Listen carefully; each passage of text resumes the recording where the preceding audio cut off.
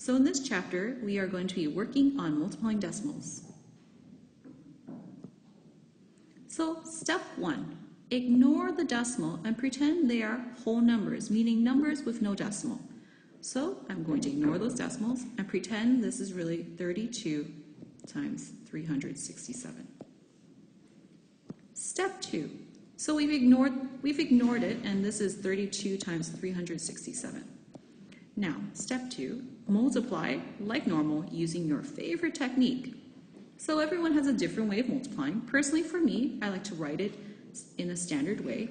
I always put the number with the most digits on top, 367, and then I line it up to the very far right-hand side. So I write 2 under the 7 and a 3 under the 6. And then I like to draw columns so I can see exactly where my numbers go. Then I just multiply. 7 times 2 makes 14. I carry the 1. 6 times 2 makes 12. Plus 1 is 13. I carry the 1. 3 times 2 makes 6. Plus 1 is the 7. Then I move on to 3 times 7. What I do before I do that is, because I'm starting right here, I'm going to put a placeholder right here. And we use 0 because it doesn't change the value. 3 times 7 makes 21.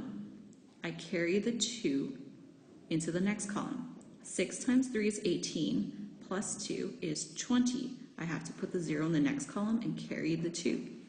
3 times 3 is 9, plus 2 is 11, one number in each column. And then finally, I add 4, 4, 7, 1, 1.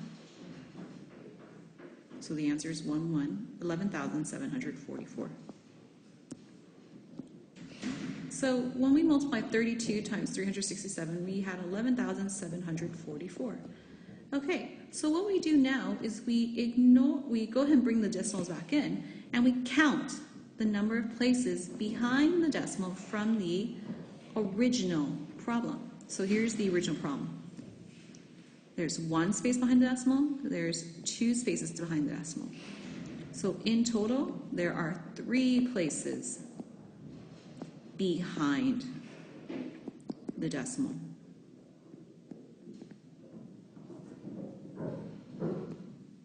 So if our answer was 11,744 and we had 3 places behind the decimal, what we have to do now is, in your answer, starting from the far right of the number, right here, count the number of places to the left.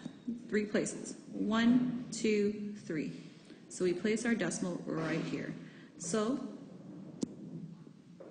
our answer is actually 11.744. And that's our final answer. So 3.2 times 3.67 is 11.744. Now you try. Pause.